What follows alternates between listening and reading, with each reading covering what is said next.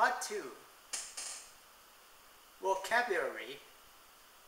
I think this is the most valuable tool for those who want to say what they mean and mean what they say, or to put it another way, to say what they think and think what they say. Vocabulary is the best ambassador of your thoughts, without which you are nowhere, just like an alien man walking on the earth with no one to talk to. I'm quite lucky in the sense that vocabulary does not cause too much trouble. I have mastered quite a lot of difficult words. Every new word is always charming to me. I'm eager to know it and enjoy knowing it. I think it is just great to know the meaning of Ozark, O-Z-R-K, and Liff, L-I-F-F. A few words of warning here. You have got to use the right word for the right thought, to the right person, and on the right occasion. The inappropriate use of words may land you into trouble. Once I used the word boozer to a stranger. He got so annoyed that he did not talk to me nicely. As you know, the word boozer is slangy. I should have used the word drinker to him instead. The moral of this story is that you should avoid using slangy words with strangers, and that you can use them only with your close friends or classmates. One more thing you should know is the nationality of the word. That is it American or British? Using an American word to an Englishman can be embarrassing or even humiliating. So do not use the word sidewalk to an English person, but do use the word pavement. Likewise, do not use the word pavement to an American, but to use the word sidewalk. For the correct usage of the words, you are advised to consult your updated dictionaries. Now the next point about pronunciation. From my personal experience, it is a generally recognized fact that English language presents far greater difficulties with regard to its pronunciation than any other European language. But this does not mean that we find it particularly hard to acquire a correct pronunciation of the various speech sounds of which English is made up.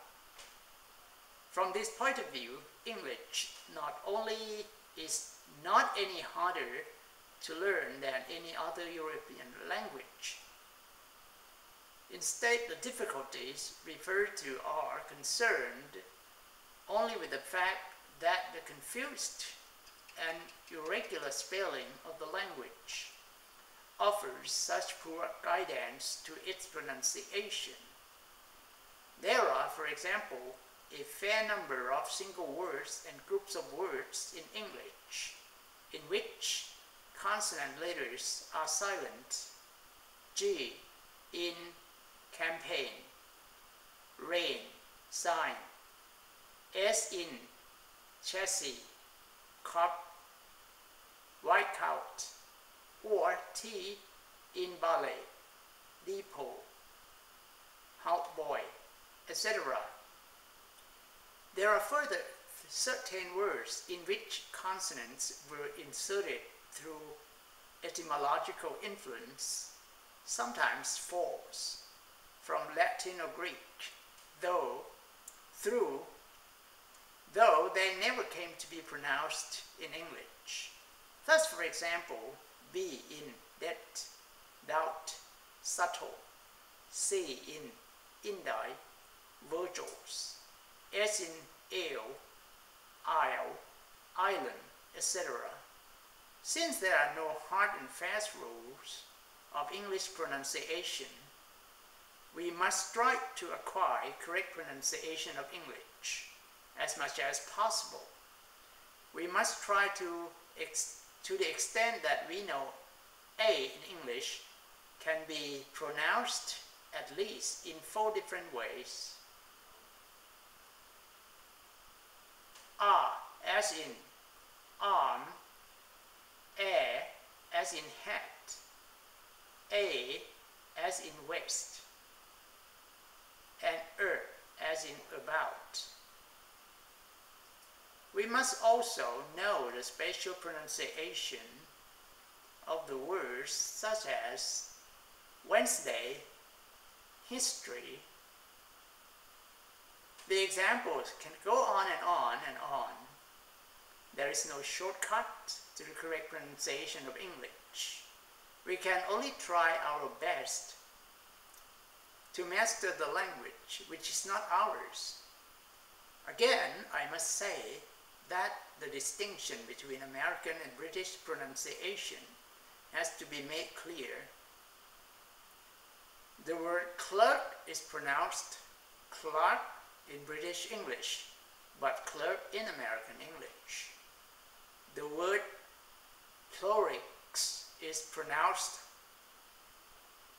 prolix with the stress on the first syllable by the British, but prolix, the stress is on the second syllable by the American. However, when it becomes proxility, both nations pronounce it the same way. That is, the stress is on the second syllable. The language war between the 2 nations still goes on in terms of spelling. While the British use behavior, labor, harbor, the American use behavior, labor, and harbor without you. This is just one example in a million. We must not lose our heart or become discouraged by this irregularity. Instead, we should try to excel in all possible methods. Try. Keep on trying. Don't give up. Next, I will be talking about my experience with English sentences.